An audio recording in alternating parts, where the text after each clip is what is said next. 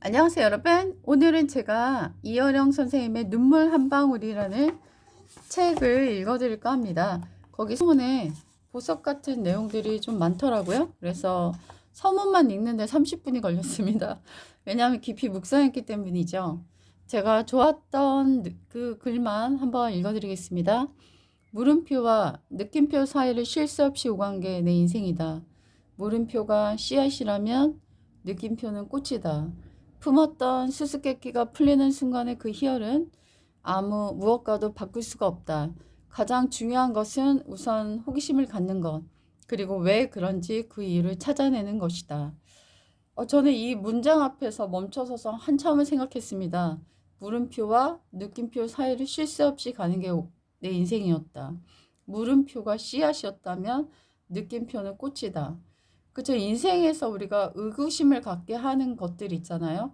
그것을 향해서 우리가 궁금해하고 호기심을 갖고 그리고 알아낸 것들에 대해서 행동을 했을 때 비로소 우리 삶의 열매로 돌아오는 것에 우리가 감탄하면서 느낌표를 찍게 될 때 그때 비로소 우리가 열매를 얻게 되는 것이잖아요. 그래서 물음표와 느낌표를 왔다 갔다 그쵸? 씨앗을 심고 열매를 맺고 하는 그 과정을 무한반복하는 것이 바로 인생이 아닌가. 그래서 자꾸 큰 열매들을 맺어가는 것이 인생의 과정들이 아닌가라는 것들을 이어령 선생님이 말씀하신 게 아닌가라는 생각이 들었습니다.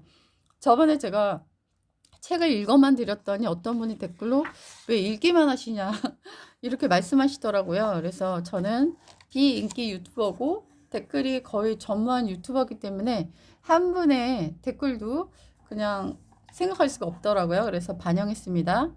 우리는 피 흘린 혁명도 경험해봤고 땀 흘린 경제도 부응해봤다. 딱 하나 아직 경험해보지 못한 것이 바로 눈물, 즉 박애다. 나를 위해서가 아니라 모르는 남을 위해서 흘리는 눈물, 인간의 따스한 체온이 담긴 눈물, 인류는 이미 피와 논리, 피의 논리, 땀의 논리를 가지고는 생존해 갈 수 없는 시대를 맞이했다. 피와 땀이 하나가 되어야 하루 천리를 달린다는 한혈마처럼 힘을 낼 수는 있는데 현실은 반대로 대립과 분열의 피눈물로 바뀌고 있다. 거기다가 코로나 바이러스가 겹쳐 인간관계가 더욱 악화되고 있다. 지금 우리에게 절실한 게 있다면 자유와 평등을 하나 되게 했던 프랑스 혁명 때와 같은 그 프라테르니테, 바로 관용의 눈물 한 방울이 아닌가. 나와 다른 이도 함께 품고 살아가는 세상 말이다. 그죠? 저는 피라는 것은 우리가 정말 치열하게 싸우는, 우리가 반드시 이루어내야 할 우리의 과제, 숙제, 그런 것들을 위해 우리가 끊임없이 싸워야 하는 문제가 아닌가라는 생각이 들고요. 땀이라는 것은 그걸 성취하기 위한 우리의 노력들을 의미하는 것 같아요. 그래서 우리가 투쟁하고 노력해서 얻어낸 결과만으로는 이 세상의 그 무한한 갈등들을 극복할 수가 없다는 것이죠. 결국은 눈물, 바로 사랑이 있어야지만 그 모든 갈등들을 잠재울 수 있는 것이 아닌가. 저는 장발장이 너무 배고파가지고 그 은초대를 그 훔치는 장면이 나오잖아요. 근데 가다가 걸렸어요. 그래서 이 사람이 이렇게 도둑이 아니냐 하고 경찰이 데려왔을 때 신부님께서 아니다, 내가 준 것이다. 형제여, 어서 가지고 가라. 이 대목이 바로 눈물을 의미하는 것이 아닌가. 그런 생각이 듭니다. 그 장발장은 신부의 사랑을 태어나서 처음으로 경험한 순간 땀 피조물로 변화되죠. 우리가 변화되는 순간, 깨달음이 열리는 순간은 피도 땀도 아닌 바로 눈물인 것 같습니다. 얼마 전에도 제가 머리형 인간인 사람들과 논쟁하다가 좀 많은 갈등을 겪은 적이 있었는데 저는 마음형 인간이기 때문에 그 사람과 전혀 대화가 되지 않더라고요. 그 사람들은 진리, 사실, 분명한 것에 대해서 아닌 사람들을 냉정할 만큼 혹독하게 가르쳐야 된다라는 생각을 갖고 있더라고요. 근데 마음형 인간인 저는 지식이 부족하더라도 그들을 품어주고 기다려주고 안아줄 때 그들이 진리에 가까워질 수 있다라고 생각하거든요. 그래서 그들의 머리와 저의 마음적인 사고관이 부딪히는 일이 있었습니다. 하지만 사람은 결코 지식으로 변화되지 않거든요. 사람의 마음의 문은 안에 있기 때문에 밖에서 아무리 부시려고 두드려도 열리지 않아요. 근데 타인의 마음의 문은 그 사람의 문고리가 안에 있기 때문에 스스로 열어줬을 때만 열릴 수 있거든요. 그것은 지식이 아니라 바로 사랑, 바로 눈물이 아닐까 이런 생각이 들었습니다. 그리고 이렇게 말씀하세요. 이여령 선생님께서 자신을 위한 눈물은 무력하고 부끄러운 것이지만 나와 남을 위해서 흘리는 눈물은 지상에서 가장 아름답고 힘 있는 것이라는 사실을 우리는 모두 알고 있다. 이 대목이 참 너무 좋은 것 같아요. 우리는 우리 자신의 부끄러움 때문에도 눈물을 흘리고 또 여러 가지 이유 때문에 힘들어서도 눈물을 흘리고 막 화가 나서도 그죠? 그래도 눈물을 흘릴 때가 많습니다.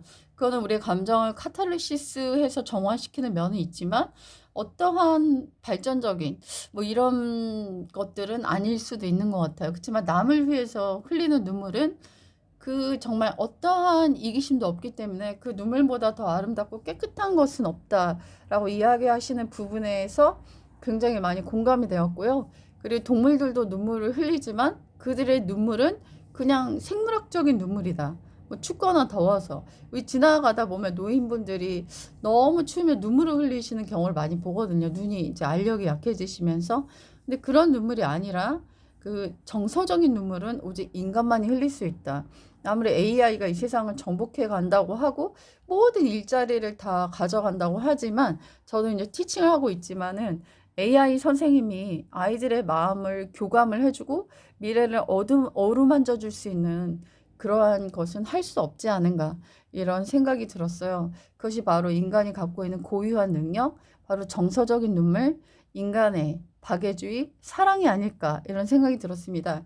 이여령 선생님은 지성에서 영성으로라는 책도 쓰셨고 그리고 무신론자로 사시다가 마지막에 예수님을 받아들이신 분으로 유명하신데요. 2022년에 영면하셨고요. 그리고 그분이 이제 마지막 이 책에서도 나사로의 죽음과 멸망해가는 예루살렘을 보고 흘렸던 예수님의 눈물에 대해서 말씀하고 계십니다.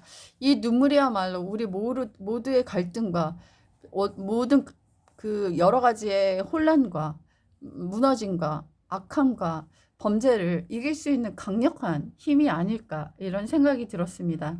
제가 이제 그 행키라고 행복을 나눠주는 정신과 의사, 찾아가는 정신과 의사 행키가 쓰신 책을 읽었는데 거기서 이제 만난 많은 정신병을 앓고 있는 환우들의 이야기들을 그분이 적고 있는데 그 환우가 했던 말 중에 잊혀지지 않는 댓글이 있었어요.